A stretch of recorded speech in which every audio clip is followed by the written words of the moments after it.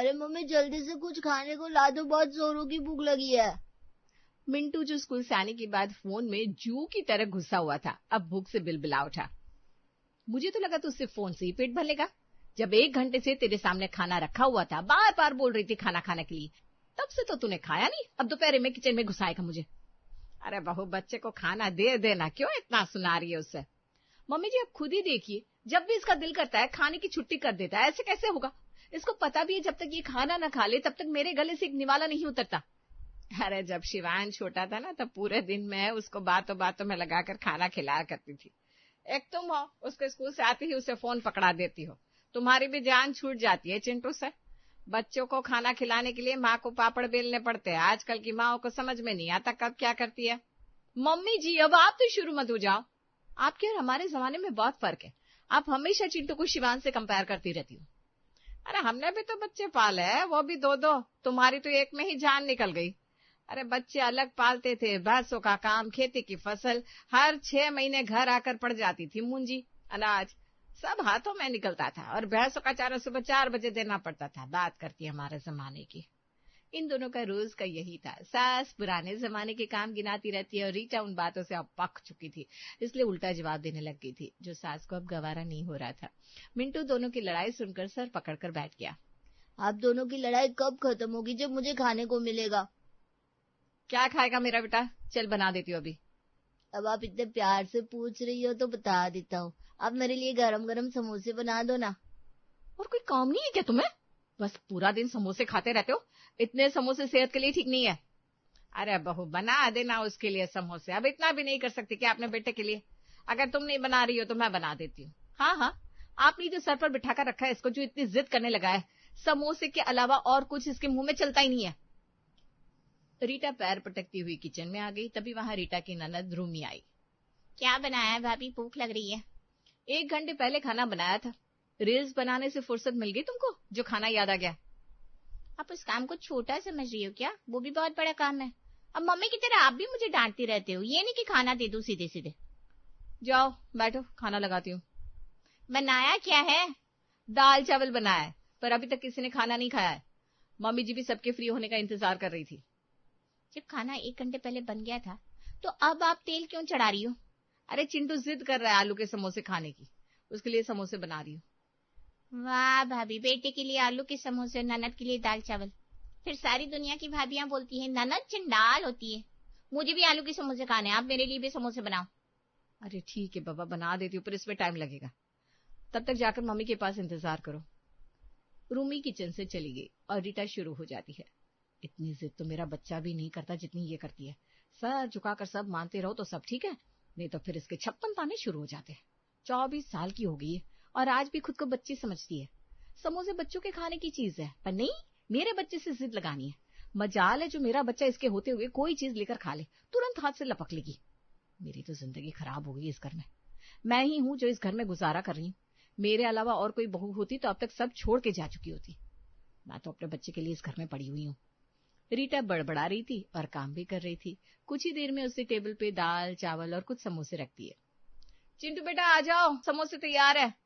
Mummy جی آپ بھی آ جاؤ, کھانا بن گیا ہے. نہ جانے آج کل کیا ہو گیا ہے, بھوک ہی نہیں لگتی. اب تم کہہ رہی ہو تو کھا لیتی ہوں, ویسے کچھ کھانے کا من تو ہے نہیں. تبھی بیلا کی نظر گرم گرم سموسے پہ پڑی اور ان کے منہ میں پانی آ گیا. بابا ایک کام کرنا, یہ دال چاول کی پلیٹ تو شیوان کے لیے رکھ دے, مجھے بس ایک سموسا دے دے, زیادہ بھوک نہیں ہے, تھوڑا بہت ہی کھاؤں گی. ممی جی پر میں نے تو بس تھوڑے سے ہی سموسے بنایا ہے. ارے میں کون سا 2-4 مانگ رہی ہوں, 1-2 دینے سے کم ہی آ جائے گی کیا؟ تبھی وہاں شیوان آتا ہے. کیا وہ ماما آپ کی طبیعت ٹھیک نہیں ہے کیا؟ ارے بیٹا پتا نہیں, آج کل نا من ٹھیک نہیں لگ رہا, کھانا کھانے کا تو بالکل من نہیں ہے. سوچ رہی ہوں ایک سموسا کھا لوں, تھوڑا ذائقہ ٹھیک ہو جائے گا. ہاں کیوں نہیں ریٹا, سموسے دے دو ممی کو. ریٹا نے ایک سموسا ساس کو دیا. بھابھی میرے سموسے. ارے دے رہی ہوں. ریٹا نے 2 سموسے رومی کو دیے. اب چنٹو کے پاس 2 سموسے بچ گئے. ریٹا تم سے کتنی بار کہا ہے, جب کھانا بناؤ تو ایسا بنایا کرو جو پورا ہو جائے. یہ کیا کنجوسی میں کھانا بناتی ہوں, میرے سموسے کہاں ہیں؟ ارے وہ تو میں نے بس صرف چنٹو کے لیے بنائے تھے سموسے, آپ سب کے لیے دال چاول بنایا ہے نا, ابھی آپ کی پلیٹ میں دال چاول ڈال دیتی ہوں. تم کو لگتا ہے کہ سامنے سموسے رکھ کر کوئی دال چاول کھا سکتا ہے؟ ایک کام کرو، تم ہی کھا لو، مجھے بھوک نہیں ہے۔ ارے غصہ مت ہوئیے نا، میں بھی آپ کے لیے سموسے بنا کر لاتی ہوں، جلدی لانا۔ بہو ایک کام کرو، 2 سموسے اور بنا لینا میرے لیے۔ ریٹا نے غصے سے اپنی ساس کو دیکھا جو فٹافٹ سموسا کھا رہی تھی۔ پر ممی جی ابھی تو آپ نے کہا آج آپ کا جی ٹھیک نہیں ہے، پھر آپ زیادہ سموسے کھا لیں گی تو ایسے میں آپ کی طبیعت اور خراب ہو جائے گی نا۔ ارے سموسے کھانے کے بعد مجھے دوائی بھی تو کھانی ہے، ایسے ایک سموسے کو دوائی نہیں کھا سکتی نا، اور دال چاول اب مجھ سے کھایا نہیں جائیں گے۔ سموسے کھا کر ذرا منہ اچھا ہو گیا۔ شکر ہے مما آپ نے کچھ تو کھایا۔ ریٹا فٹافٹ جاؤ اور باقی کے سموسے لے کر آؤ۔ ریٹا کچن میں آ گئی اور اس کی بڑبڑاہٹ شروع ہو گئی۔ کھانا کھایا نہیں جاتا، طبیعت خراب کا بہانہ لگا دیتی ہے ممی جی، اور بس تلا بھنا دیتی رہو۔ اس عمر میں بھی یہ تلا بھنا کھانے سے باز نہیں آتی۔ ساس اور نند کم تھی جب شیوان کو بھی سموسے کھانے۔ ریٹا نے پلیٹ بھر کے سموسے بنا کر پھر سے ٹیبل پر لے جا کر رکھ دیے۔ اتنی دیر میں بنا کر لائی ہو، آدھی بھوک ہی مر گئی، اب آدھے من سے کتنا ہی کھایا جائے گا؟ ممی جی آپ کو بھوک تھی ہی کب جو مرے گی؟ دیکھا شیوان، بہو مجھے بولنے ہی نہیں دیتی، آج کل ذرا ذرا سی بات میں منہ پھلا لیتی ہے، میری بات تو اس کو مرچی کی طرح لگتی ہے۔ ارے چھوڑو نا مما، آپ سموسا لو، آپ کو دوائی بھی لینی ہے، اپنی صحت کا دھیان رکھو۔ شیوان نے ایک کے بعد ایک سموسا بیلا کی پلیٹ میں رکھ دیا، اور 3 کیا، بیلا جی نے پورے 5 سموسے کھا کے دم لیا، وہ بھی بنا بھوک کے۔ کچھ ہی دیر میں سارے سموسے ختم ہو گئے۔ سب نے سموسے کھا لیے، اب یہ دال چاول مجھے ہی کھانے پڑیں گے۔ ریٹا نے منہ بنا کر دال چاول کھائے۔ اگلے دن بیلا کی پڑوسی کی کچھ سہیلیاں بیلا کے گھر آئی۔ بیلا ان کو دیکھ کر بڑی خوش ہوئی۔ ارے آج آپ سب میرے گھر آئی، مجھے بڑا اچھا لگ رہا ہے۔ ارے بیلا بہن، یاد ہے وہ دن جب ہم تمہارے پڑوس میں رہا کرتی تھی، ہم ساتھ میں صبح صبح گھومنے جایا کرتے تھے؟ ارے ہاں ہاں مجھے یاد ہے، آخر ہم سب ایک ہی محلے میں 8 سال رہے۔ اب تو اوپر والے کی کرپا ہے جو اس نے ہمیں اپنا گھر دے دیا، ورنہ رینٹ پہ رہ کر تو بڑا ہی جیون کٹھن لگتا تھا۔ صحیح کہہ رہی ہو بہن، اپنا گھر تو اپنا ہوتا ہے، پر کیا خوب دن تھے وہ بھی۔ یاد ہے ایک دن ہم صبح میں گئے تھے اور راستے میں سموسے والا ملا تھا، ہم سب نے کتنے کتنے سموسے کھائے تھے۔ ہاں یاد ہے، اور گھر آنے کے بعد پھر کسی نے کھانا ہی نہیں کھایا تھا۔ میرے پتی کو تو عادت ہے میرے ساتھ ہی کھانا کھانے کی، اور اس دن وہ مجھ سے ناراض بھی ہو گئے، انہوں نے تو کھانا بھی نہیں کھایا تھا، اور میں بھی نہ پیٹ بھرا ہونے کی وجہ سے کھا نہیں پائی، اور بیچارے وہ میری وجہ سے نہیں کھا پائے تھے۔ یہ سن کر سبھی ہنسنے لگے۔ تبھی بیلا نے کہا، تم کو پتا ہے میری بہو ایسے سموسے بناتی ہے جیسے آج تک کسی نے بھی نہیں بنایا ہوں گے۔ کیا بات کر رہی ہو؟ میری بہو کو تو ٹھیک سے چاول بھی ابالنے نہیں آتے، تمہاری بہو سموسے بنا لیتی ہے؟ ارے سچ کہہ رہی ہوں، کل اسے سموسے بنائے اور اس کے بعد دال چاول، کسی نے کھائے ہی نہیں۔ کتنے سوادشٹ سموسے تھے، آہا۔ ارے مذاق کر رہی ہے، اگر تیری بہو اتنے اچھے سموسے بناتی تو یہ ہمارے سامنے خالی چائے نہ رکھتی، اپنی ناک اونچی کرنے کے لیے سموسے بھی تو کھلاتی۔ ارے کیا بات کر رہی ہو، آدھا گھنٹہ رک جاؤ، ابھی تم کو گرما گرم سموسے کھلواتے ہیں، وہ بھی اسپیشل بہو کے ہاتھ کے۔ اتنی دوپہر میں تیری بہو کچن میں جائے گی؟ چھوڑ رہنے دے۔ ارے نہیں رکو، میں اب بھی آئی۔ بیلا نے زور سے بہو کو آواز لگائی، بہو، اے بہو۔ ریٹا بھاگ کر آئی۔ کیا ہوا ممی جی، آپ نے اتنی زور سے آواز لگائی، سب ٹھیک تو ہے نا؟ کیا ہوگا، کچھ نہیں ہوا ہے، ایک کام کر، فٹافٹ سے آلو کے سموسے بنا دے، دیکھ میرے پرانے محلے کی کچھ سہیلیاں آئی ہے، اور ہاں ایسے ہی بنانا جیسے کل رات کو بنائے تھے۔ ریٹا نے محسوس کیا کہ اس کی ساس کی آواز میں الگ سی آہٹ ہے، جس سے وہ ریٹا کو ڈرانے کی کوشش کر رہی تھی۔ ریٹا کام کو ویسے بھی منع تو نہیں کر پاتی، پر اب ساس کی آہٹ اس کو پسند نہیں آئی، جو اپنی سہیلیوں کو یہ دکھانے کی کوشش کر رہی تھی کہ اس کا کتنا روب ہے بہو پہ۔ چل ریٹا کچن میں چل اور دکھا ان کو اپنے ہاتھ کے گرما گرم سموسے کا ٹیسٹ۔ ریٹا وہاں سے کچن میں چلی گئی اور اس کے بعد روما نے کہا، مزے ہے تمہارے تو بیلا، بہو کو اتنا اکڑ کے بولتی ہو اور بہو نے کوئی جواب بھی نہیں دیا، بیچاری چپ چاپ چلی گئی۔ ارے بہو کو کنٹرول کرنے کا بھی طریقہ کسی کسی کو آتا ہے، ہر کسی کو نہیں آتا ہے۔ بہن ہمیں بھی کوئی ٹرک بتاؤ نا بہو کو کنٹرول کرنے کے لیے، ہماری بہو تو ہماری بات مانتی ہی نہیں۔ بیٹے کے سامنے بیمار سی مجبور سی بنی رہو، بیٹا خود ہی اپنی پتنی کو سر اٹھا کے جینے نہیں دے گا، پورا ٹائم بہو کو تمہاری سیوا میں لگا دے گا۔ वहीं दूसरी तरफ रीटा किचन में आकर गुस्से से नाक चढ़ा रही थी। सर दर्द हो गया है मेरा इस घर में। सुबह शाम का खाना कम था, जब दोपहर में भी समोसे बनाओ, वो भी सास की पुरानी सहेलियों के लिए। बहुत शौक है ना इनको मेरी सास की बहू की हाथ की समोसे खाने का। अब उनको ऐसे समोसे खिलाऊंगी कि याद रखेंगे जिंदगी भर। रीटा ने मैदा की जगह आटा निकाला और जल्दी से उसमें बिना नमक मिर्च के आलू भर दिए और उनको फ्राई करके सबके सामने लाकर रख दिया।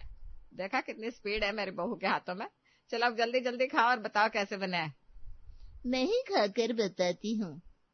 रोमा ने जैसे ही समोसा खाया उसका मुंह बंद का बंद रह गया, जैसे मुंह में लॉक लग गया हो।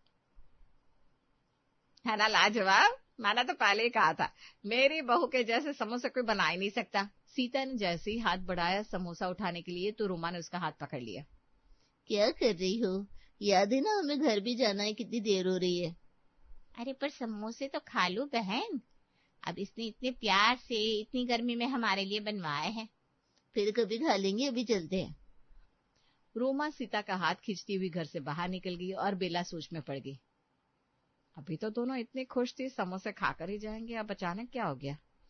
किचन से खड़ी ये सब रीटा देखकर हंस रही थी।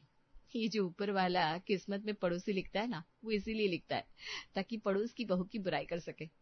अगर आज मैं इनको अच्छे समोसे खिला देती तो आए दिन यहीं आकर डिमांड क्या करती।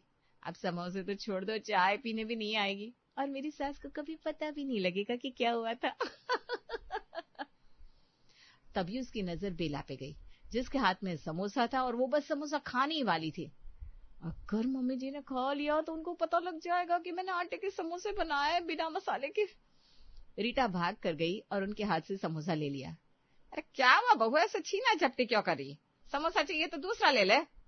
अरे मम्मी जी वो मैं बोल रही थी ठंडे हो गए हैं, गर्म करके लाती हूँ ना, और साथ में चाय भी बना देती हूँ, दोनों साथ में बैठकर चाय समोसे खाएंगे। अच्छा अच्छा ठीक है, बना ला चाय। इन लोगों को न जाने क्या हो गया, अचानक उठकर चली गई। मम्मी जी मुझे तो ऐसा लग रहा है कि मैंने बहुत अच्छे समोसे बनाए ना, तो ये लोग शायद जल गए। हाँ मुझे तो पक्का यकीन है। तुम्हें पता है पिछले हफ्ते रोमा के घर गई थी, उसने चाय पिलाई। चाय ऐसी उसमें से पत्ती दूध चीनी सब मिसिंग था, वो चाय अंदर कम बाहर ज्यादा आ रही थी। इसीलिए आज मैंने तुमसे समोसे बनवाए ताकि उनको पता लगे मेरे घर में कैसे खाना बनता है। 2 दिन ऐसे ही गुजर गए। घर में समोसे ने अब खाने की जगह ले ली थी। रीटा जो भी खाना बनाती वो खुद ही खाती या फेंक देती। अब तो जैसे समोसे को पूरे घर ने जकड़ लिया था। धीरे धीरे घर का सारा मैदा खत्म हो गया। घर में मैदा खत्म हो गया है, चावल आटे का तो कोई काम ही नहीं है, क्या करूं मैं। रीटा अपनी सास के पास आई और बोली, मम्मी जी तेल खत्म हो गया है और मैदा भी, दोनों मंगवा दो ना अगर शाम को फिर से समोसे खाने हैं तो। मैदा तो मंगवा दूंगी पर ये तेल कैसे खत्म हो गया? हाँ, दिन में 2-2 बार समोसे खाओगे तो खत्म तो होगा ही। अरे तो तेल में थोड़ा सा नमक डाल दिया कर, समोसे उससे तेल नहीं पीते। मम्मी जी आपको पता तो होगा ही, तेल में नमक डालने के बाद तेल बिल्कुल काला हो जाता है, फिर समोसे भी काले काले लगेंगे। पता नहीं तुम कैसे काम करती हो, हम तो हमेशा से यही सब करते आ रहे हैं, कभी तेल काला नहीं हुआ। एक काम करो ना, आप कुछ मत करो, जो घर में है अब उसी से समोसे बना दूंगी। रीटा किचन में जाती है और जो चावल होते हैं उनको उबाल कर समोसे के अंदर भर लेती है और मैदे की जगह आटे का इस्तेमाल करती है। अब बने ना आटा चावल के लाजवाब समोसे। वो समोसे लेके सबके सामने रख देती है।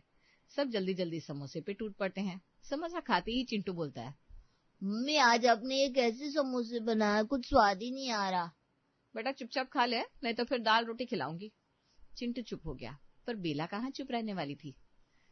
बहू आलू कहाँ है समोसे के अंदर?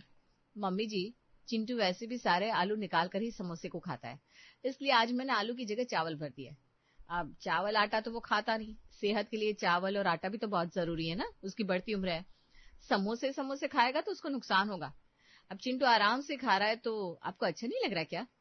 आपकी तो उम्र हो गई है मम्मी जी, मेरे बेटे के शरीर में तो कुछ जाने दो, उसे समझाना चाहिए, पर आप तो उसके साथ मिलकर समोसे खाने की जिद करते हैं सब। तो मम्मा मेरे साथ चीटिंग करी है। चिंटू तुमने बहुत खा लिए समोसे, अब और कोई नहीं खाएगा, कोई भी नहीं खाएगा समोसे। शिवान को एहसास हुआ कि रीटा सही कह रही है। स्वाद स्वाद के चक्कर में वो चिंटू पे ध्यान ही नहीं दे पाया। बेला ने कुछ बोलने के लिए मुंह खोला, तभी शिवान ने कहा, रीटा तुम ठीक कह रही हो, आज से तुम चावल और आटे के समोसे बना सकती हो, तुमको कोई कुछ नहीं बोलेगा। पर भैया चिंटू के लिए अलग से खाना बन जाया करेगा ना, हम लोग तो खाएंगे समोसे।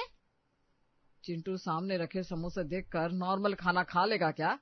कभी तो दिमाग की बात किया करो। ठीक है, आज से तुम हम सबके लिए नॉर्मल खाना ही बना देना, पर ये आटे चावल के समोसे मत बनाना, इसको खा के मेरा जायका ही खराब हो गया। अब से मैं भी दाल चावल खा लूंगी बस। मम्मा आप भी भाभी की बातों में आ गई। तुमको अगर समोसे खाने हैं तो चिंटू के सामने मत खाना। ठीक है मम्मी, जैसा आप कहें। पर अगले संडे मेरे दोस्त आ रहे हैं, मैंने उनको समोसे के लिए बोला था, अब मैं उनको क्या बोलूंगी? उसकी टेंशन ना लो, तुम्हारे दोस्तों के लिए मैं बना दूंगी समोसे, और सिर्फ उनके लिए नहीं, हर संडे को भी समोसे बना दिया करूंगी बस।